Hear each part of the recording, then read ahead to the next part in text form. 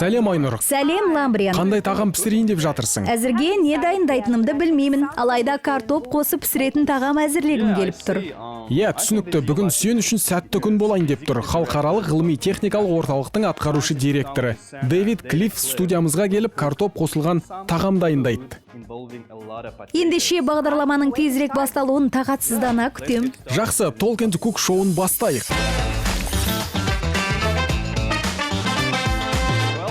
Бағдарламаға қош келдіңіз.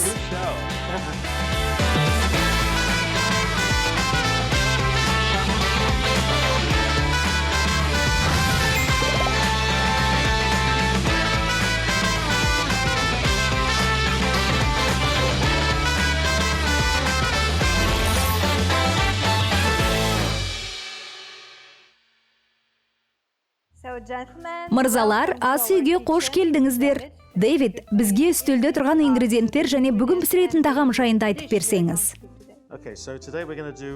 Жақсы, ағылшындардың дәстүрлі қойшы бәлішін дайындаймыз.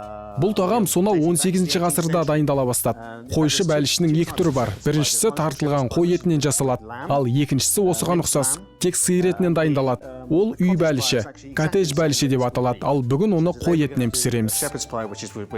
Қойшы бәліші. Алдымен пиязды турап, кейін оны қуырамыз. Сосын бізге розмарин, тимьян, ақ желкен, кішкене сарымсақ және тұз бен бұрыш қажет. A little bit of some garlic, obviously salt and pepper. We're going to fry the onions in a saucepan using the olive oil. And once we've got all the ingredients together in the pan, енді табаға зәйтүн майын қойып, пиязды қуыра бастаймыз. Қалған қажетті ингредиенттерді етті қосып, дайын болғанға дейін бұқтырамыз. Бұл өте оңай дайындалатын бәліш. Бастапқыда ол Британияда кедей адамдардың тағамы саналатын, ал бүгінде бұл бәлішті барлығы дайындайды. Дәстүрлі тағамға айналды дейсіз. Иә, дұрыс айтасыз. Жақсы. Енді пиязды ұсақтап турау қажет. Табаға зәйтүн майын құяйын.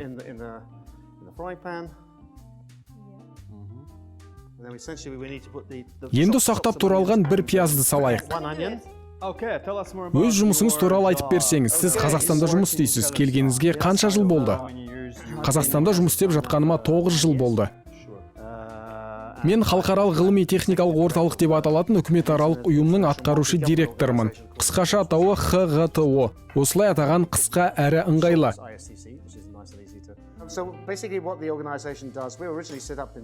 Ұйым немен айналысады деген сұраққа жауап берейін. Ол Кеңес одағы құлап 90 жылдардың басында Орталық Азия елдері тәуелсіздік алғаннан кейін құрылды. Ол ғылым мен техника жетістіктерін тек бейбіт мақсатта қолдануға қажет болды. Бұған қол жеткізу үшін батыс елдері бұрын қару-жарақ жетілдірумен айналысқан ғалымдар мен институттарды қаржыландыра бастап бағыт-бағдар берді. Ғалымдарды жұмыспен қамту маңызды болды.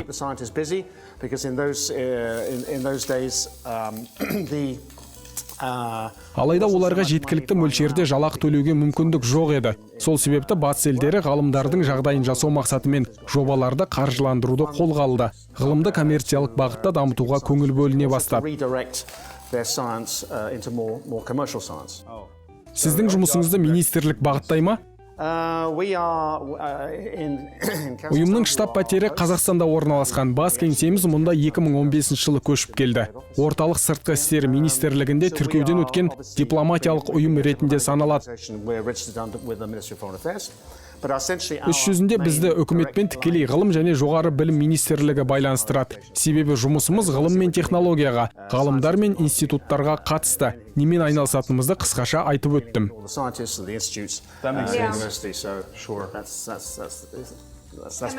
Мен бәрін дұрыс деп жатырмын ба? Иә, енді 5 минуттай плитада тұрсын. Тағы пияз керек пе? Иә, қарсы емеспін, жақсы болар еді. Көбірек пияз турайын. Керемет, тамаша. Қазақ мәдениеті туралы айтып берсеңіз, несімен қызықтырады, несімен таңғалдырады? I've traveled around the world. I've been to probably more than 10 countries. Осы қызметте жүріп, мен әлемнің шамамен 10-нан аса елінде болған шығармын. Орталық Азия халықтары, оның ішінде әрине қазақтар қай жағынан алсақ та бірегей. Мен үшін жаңа тәжірибе. Украинада, Ресейде, орталық шығыс Еуропада, таяу шығыста, қиыр шығыста болдым. Мен үшін толықтай бір мәдени өзгеріс болды. Жаңа бір елге барғанда жергілікті халықпен, мәдениетімен және этникалық құрамымен жете танысқың келеді.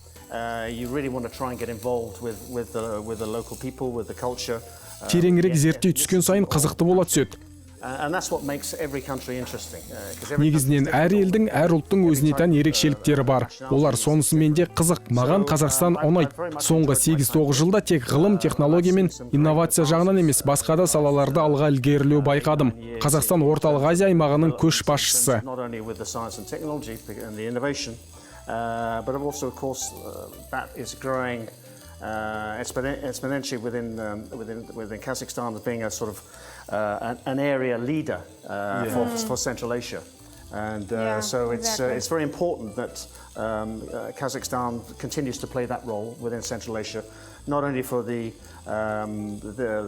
trade corridors, economic Еліңіздің бұл рөлді атқаруы тек сауда дәліздерін дамыту үшін ғана емес, сонымен бірге таяу шығыстағы жағдай, ТМД елдеріндегі кейбір мәселелердің ушығуы тұсында Орталық Азия өңіріндегі қауіпсіздік үшін де маңызды. Аймақтағы қауіпсіздік әлемге қажет. Қазақстан бұл орайда маңызды рөл атқарады.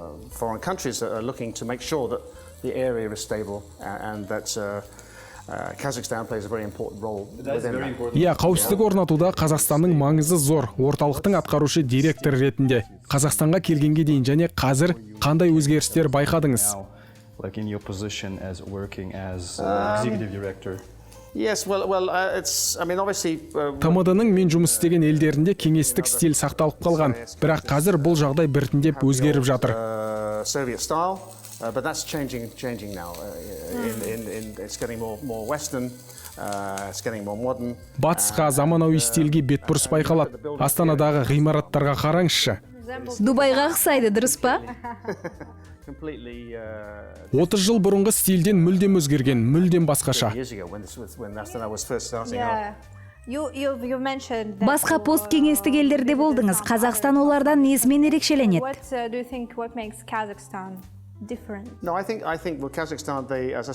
Қазақстан Орталық Азияда жетекші рөл атқарады. Инновация, ғылым және технология жағынан озық. Қазақстан бұл бағытта өзге елдерге жол көрсете алады.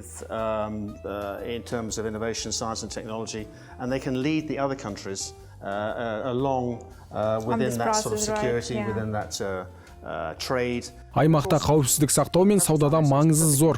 Жаңа көлік дәліздерінің ашылуы арқылы Қазақстанның көне жібек жолы қайта жаңғырып жатыр. That still continues today with the transportation corridors, and that's becoming even more important now. We're talking more about logistics these days. Yes.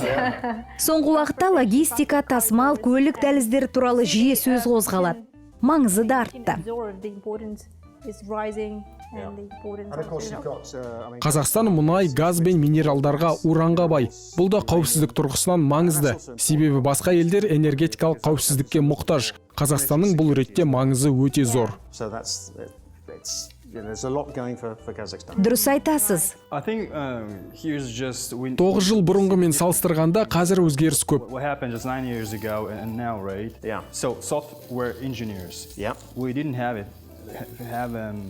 Инженер бағдарламашылар тапшы болатын, ал қазір елімізде мұндай мамандар көп. Технологиялық бум. 2017 жылғы Астана Экспо көрмесін өткізу үлкен серпіліс берді. Болашақтың баламалы тұрақты энергиясын дамытуға сұраныс артқан еді. And that's put the path for Kazakhstan also to sort of go down that corridor. Қазақстан мұның маңызын түсінді. Көрмені өткізуге біздің ұйымның көмегі көп болды. Біз форумға негізгі спикерлерді, сарапшыларды, Нобель сыйлығы лауреаттарын шақыруға атсалыстық. Қазақстанда қандай жобалармен айналысасыз? Сол туралы айтып берсеңіз. Негізгі міндет ядролық қаруды таратуға жол бермеу. Қазақстанда негізінен ядролық, химиялық, биологиялық және радиоактивті жабдықтар, материалдар қауіпсіздігіне қатысты жобалармен айналысамыз.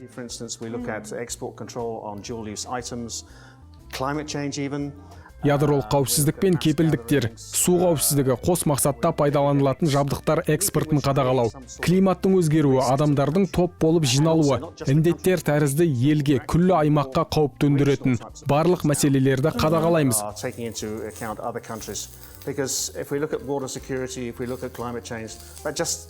Біздің жобаларымыз көбіне аймақтық сипатқа ие, басқа елдерді де назарға аламыз. Өйткені су қауіпсіздігі, климаттың өзгеруі бір елге ғана қатысты емес, трансшекаралық мәселе. Бірнеше елдің қатысуы өзара мәлімет пен тәжірибе бөлісу жобалардың ауқымын кеңейтеді.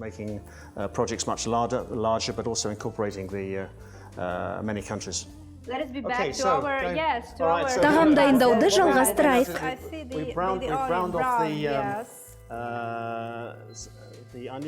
Иә, пияз қуырылып жатыр, енді тартылған етті қосайын. Тартылған сиыр еті. Иә, тартылған сиыр еті. Жоқ, кешіріңіз, бұл тартылған қой еті. Сиыр етінен үй бәліші жасалады. Ал мына бәліш неліктен қойшы бәліші деп аталады?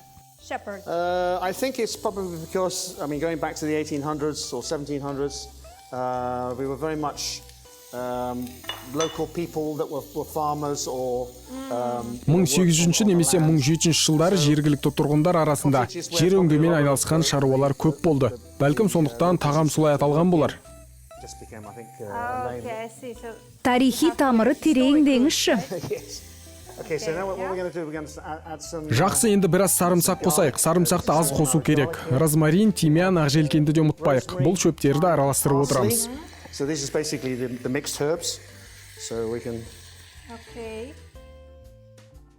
Иісін сезіп тұрмын.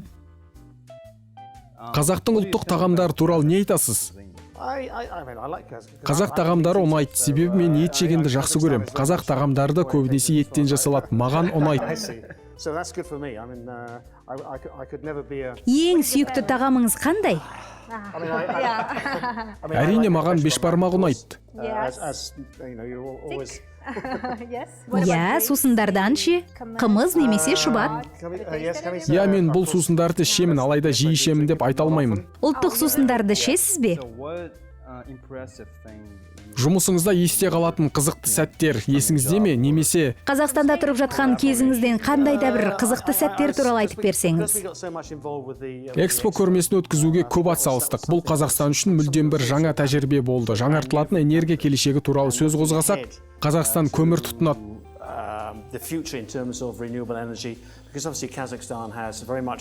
Климаттық өзгеріс 2030 жылға қарай ауаға зиянды заттардың бөлінуін азайту туралы айтылып жатыр.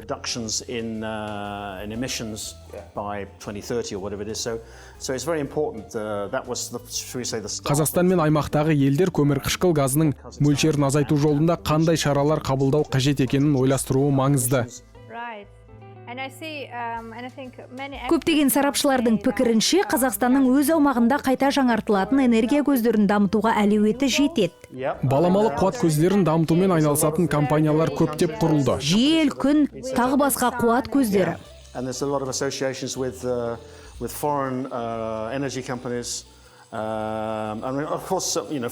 Сонымен бірге шетелдік энергетикалық компаниялармен ынтымақтастық жақсы дамыған. Қазба отындар да әлі өзектілігін жоғалтқан жоқ.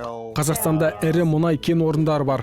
Мұнда Британияның Shell, British Petroleum және газ компаниялар жұмыс істейді. Шетелдің түрлі компаниялары энергетиканың түрлі салаларын дамытуға көмектесіп жатыр.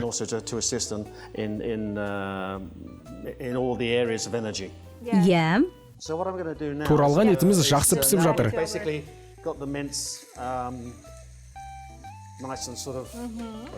Иісі керемет.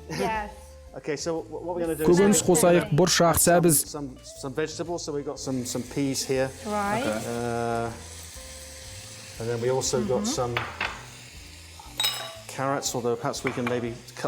Сәбізді ұсақтау етіп турайық. Мен турайын. Біраз жүгері де бар. Жүгері қосайық. Жүгеріні осылай салайық. Осылай турау керек пе? Иә, тамаша. And by the way, you are Біріккен корольдіктің азаматы ретінде Қазақстан мен Ұлыбритания арасындағы қарым-қатынастың қазіргі кезеңін қалай сипаттар едіңіз? current state of the relations Oh, between I mean, the Kazakhstan relationship and is one of probably Екі ел арасындағы қарым-қатынас сәтті дамып жатыр. Ұлыбритания Орталық Азиядағы елдер ішінде әсіресе Қазақстанмен арадағы байланыстарға басты назар аударады. thinks of Kazakhstan as the main priority within Central Asia. And in terms of Екі ел арасында қарым-қатынастар ресми түрде 1992 жылы орнады. Содан бері 30 жылдан астам уақыт өтті. Шамамен 2005 жылдан бері Ұлыбритания Қазақстанға 16-17 миллиард доллар тікелей инвестиция құйды. Осы кезеңде Қазақстан да Ұлыбританияға миллиардтаған доллар инвестиция құйды. Ұлыбритания Қазақстандағы 10 ірі инвестордың қатарына кіреді. Бұл қарым-қатынастардың маңызы жоғары. Investors Investors, from the trade, West. right. And so it's a very important relationship. Мен сәбізді сақтап турадым. Көп рахмет, мен енді оны табаға салайын. Thank you very much. Жақсы. And the rest of it. Қалған сәбізді де берейін. We can stick with this. Sure. I probably won't use all of this, but Мұны да that's қосайын. fine. Барлығын қоспаса да болады, осы да жеткілікті. Beef stock. and you use it Сіз мұны тек тамақ дайындауға қолданасыз ғой. Yeah, so it's Енді бізге it's сиыр really етінен supplying дайындалған all the сорпа flavors қажет together. болады. And we're going to put some flour as well. Иә, бұл барлық ингредиентті біріктіру үшін қажет. Қазір қою болу үшін ұн қосамыз, барлығын араластырамыз. and it's Су қосқаннан гөрі сорпа қосқан жақсы ғой? Иә, дәмі жақсы болады. flavor again. Tell us more about your Астанада бос уақытыңызды қалай өткізесіз? Сол туралы көбірек айтып берсеңіз. Қазақ достарыңызға барасыз ба? Әдетте немен айналысасыз? Денені шынықтыру үшін спорт залға барамын. Сондай-ақ мен ұшқышпын. Also, I'm a pilot, so I go flying. I go to Өте қызық. Алматыдағы Falcon авиа әуе мектебіне барам. Жеке? Жеке ұшағыңыз бар ма? my private plane. Жеке ұшағым жоқ. Ұшуға лицензиям бар. Қарағанды тас жолы жанында аэродром бар. Сол жерден де көкке көтерілем. Ұшуға қолайлы маусым болғанда ғана ұшамын. That's during the better season. Жақсы. Кішкене ұн қосуға жет екенін ұмытып кете жаздаппын. Here, just a sort of a couple of teaspoons Шамамен 1-2 шай қасық ұн ингредиенттерді біріктіреді. together. Үстінен ұн септіңіз. Yeah, just Иә, қоймалжың болады. that just makes it a little bit more. Біріктіру үшін қажет.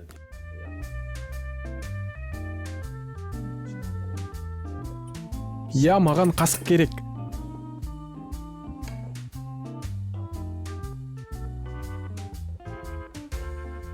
Астанада ауа райы суық па? Well, yes, of course now we're starting to get into. Иә, әсіресе қазір қыс қаһарына мініп күн суытты. Иә, суық. When we first came to Kazakhstan, we thought we were going to be in Almaty. Бастапқыда Қазақстанға келгенде кеңсеміз Алматыда ашылады деп күткенбіз. Ауа райы жағынан қолайлы болар еді. But because we're more linked to the government, they insisted. Алайда үкіметпен тығыз жұмыс істейміз. Оның үстіне министрліктерге, елшіліктерге жақын болу үшін Астанаға көшіп келдік. So other than the winters, the cold winters, which can be tough, although I see that the Әдетте мұнда қыс суық болғанмен биыл қар кеш жауды. started quite late. Иә, дұрыс айтасыз. Қыс кеш келді. We had a Біз қыспен келісім жасадық. Оған желтоқсанның бірінде кел дедік. in the 1st December. Yeah, we usually have Әдетте бізге қыс қарашаның соңында келеді. Yes, I know, and I mean obviously. Иә, білем, мен осында бірнеше жылдан бері тұрамын ғой. It's Қар да еріп жатыр. yeah, and I'm hoping that Келесі аптада Шымбұлақта қар жатады деп үміттенем. Мереке күндері шаңғы тебуге барамын. to do some skiing Yes. during the It's holidays. usually very nice. Тамаша идея. Talking about your Қазақстанда тұрып жатқаныңызға 9 жыл өтіпті. Есте қалатын қызықты мәдени шараларға куә болған шығарсыз. Сондай сәттердің бірі туралы айтып берсеңіз. in cultural I've been in to a lot culture of and weddings, traditions. and Oh, that's that's probably the interesting most stuff. cultural, interesting. Үйлену тойларында болдым. Мәдени есте қалатын сәт деп осыны айтар едім. Әріптестеріміз, достарымыз үйленді. Мені Қазақстандағы тойлардың ауқымы таң қалдырды. Тым ерекше өтеді екен. Yeah. It's just extraordinary. Бір жерге мыңдаған адам жиналады. And Иә, әр үстелде отырған адамдар ортаға шығып, кезек-кезегімен тілек айтады. Тойда асаба жүргізеді, қонақтар би билейді, өте қызық өтеді. Біз үшін қызықты. Тойда ұзақ отыруға дайын болуыңыз керек. Иә. Yeah. Табадағы дайын болды, енді оны ыдысқа салайық. What we're going to do next is we want to put this into a dish. Okay. Жақсы, тамаша, картопымыз дайын. We've got the potatoes ready. So Yes. what I'm going to do is I'm going to add some Енді оған сүт қосамын. and then a slice of Сары май қосамыз. Май өте жұмсақ. Now. hang on. Қасықпен салған жеңілірек. Иә. Сары майды неғұрлым көп қоссақ, соғұрлым дәмді болады, солай ма? Right? Иә, дұрыс. Енді кішкене сарымсақ қосамыз. We also need a little bit of garlic. Oh, is it garlic? Бұл сарымсақ па? Garlic. Иә, сарымсақ ұнтағы, тұз бен бұрыш қосамыз. Salt Yeah. and pepper. And then we're going to need to mash. Шанышқының көмегімен картопты еземін.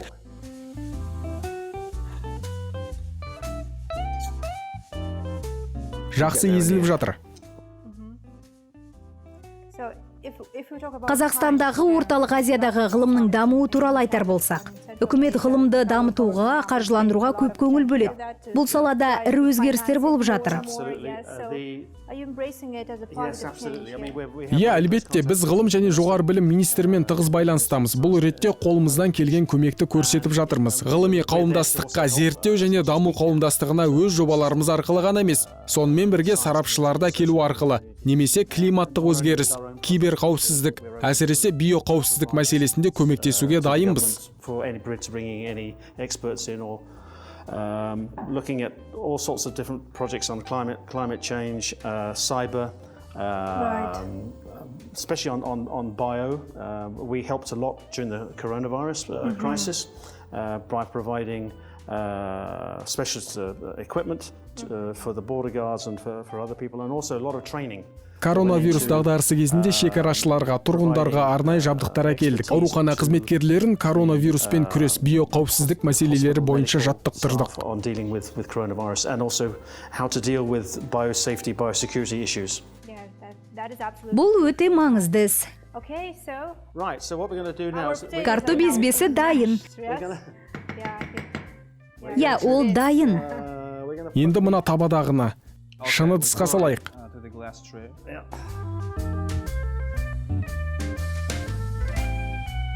Ыдыстым үлкен, дегенмен біз осылай жайып біркел кетіп саламыз. Okay. So you make it even. Тегістедіңіз. Ыдысқа жақсы сыйды, картоп жеткілікті екен. Yeah. And that is Бұл shepherd's қойшы бәліші. Yeah, pie. I mean, it's a lot. Бұрын адамдар бәлішке кешегі күннен қалған тамақ қалдығын қосты деп ойлаймын. Сондықтан қалаған ингредиенттерді қосу өз еркіңізде. Whatever you want to put in it, you can put in it. Қазақ қуырдағын қосуға болады. Well, yeah. Бұл негізгі тағам ретінде саналады. Қалаған ингредиенттерді қоссаңыз болады. In a staple meal, but using as much anything you like. I mean, we've got Біз бүгін саңырауқұлақ қосқан жоқпыз. Бәрін салуға болады. Yeah. yeah. But the basic It's a good ingredient, mix, obviously, yes. either lamb or beef. Бастысы қой еті немесе сиыр етін, пияз, көкөністер, дәмдеуіштер қосу керек. Vegetables with the spices. Okay, so Енді біз мұның үстіне картоп езбесін саламыз. Картоп езбесі аз болуы мүмкін, бірақ жеткізуге тырысамын. Жететін сияқты.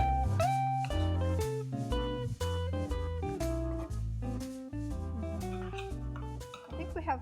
Иә, менің ойымша картоп езбесін жеткілікті мөлшерде қостық. because it's basically got to cover the Жетіп қалар, бастысы картоп, ет пен көкөністерді жапса болды. bottom half, the meat and the vegetables.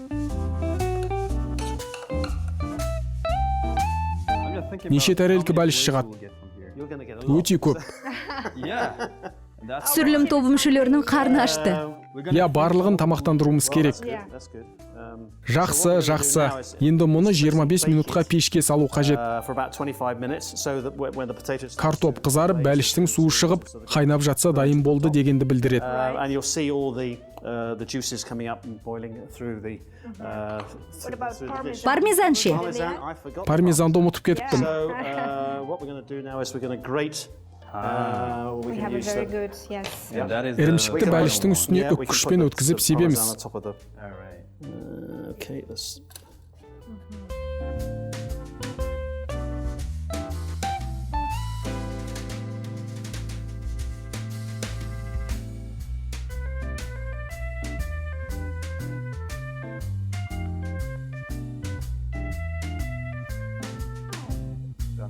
Пештің есігін ашайын.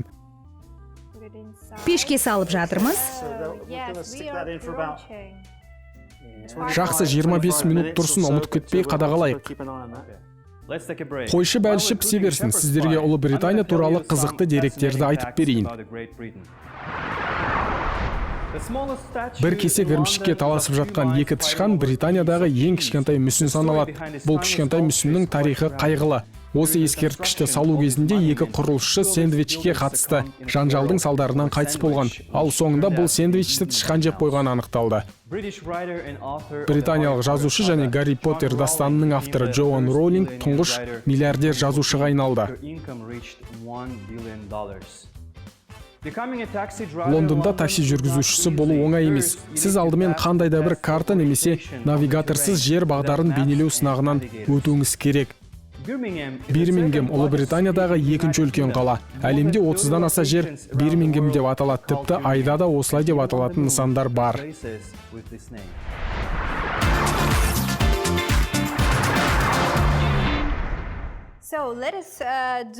Тағамымыз дайын ба, жоқ па, соны тексерейік. Пештің есігін ашайық. Бетіндегі картоп безбесі қызарып, қытырлап піскен. Тағам дайын. Я, дайын, әрі иісі керемет. Дәмді болады деп үміттенем. Я, дәмін татқым келіп тұр. Пештен шығарайын.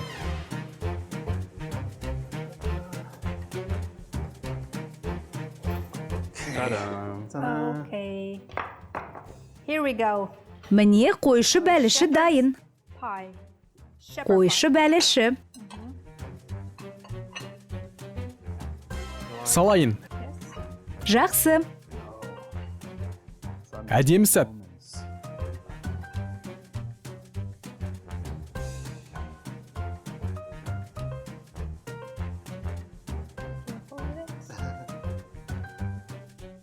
Абайлаңыз, өте ыстық. Я, ыстық.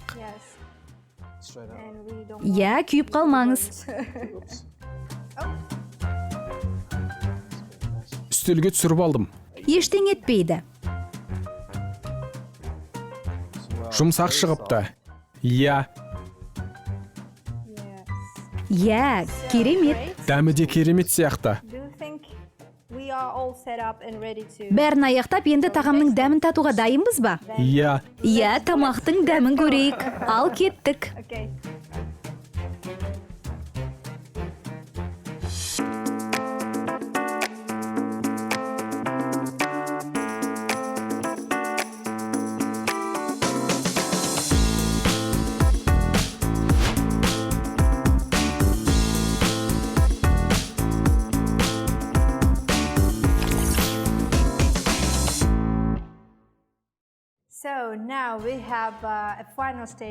Бағдарламаның соңына таяп қалдық. Ең қызықты тұсы бүгін дайындаған тағамымыздың дәмін тататын кез келді. Мырзалар, кірісейік. Жақсы. Бетіндегі картоп қытырлап пісіпті.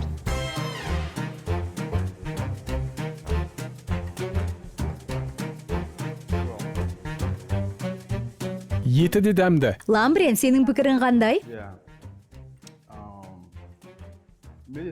Еті шиік емес, немесе қатты пісіп кетпеген, өте жақсы піскен. The perfect stage of it.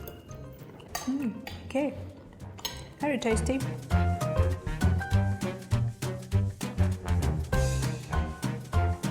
Жақсы, өте дәмді.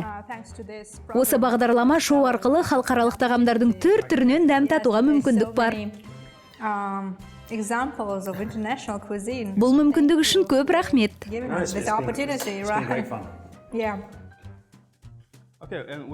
Жақсы, маған да ұнады. Дэйв, сізге бір тосын сыйымыз бар. Я, әдемі етіп табыстайық. Кеселерге шай құйылып тұр. Шағын шай ішу рәсімін өткізейік. I guess this is Менің cottage ойымша бұл сүзбе астында тары бар. and underneath we see millet. That is Тары ұлттық very тағамымыз. traditional thing from national cuisine. So and yeah, Дәмін just татыңыз. enjoy it. Сосын And пікіріңізді, share your көңіл күйіңізді feelings, бөліссеңіз. emotions. What would you feel?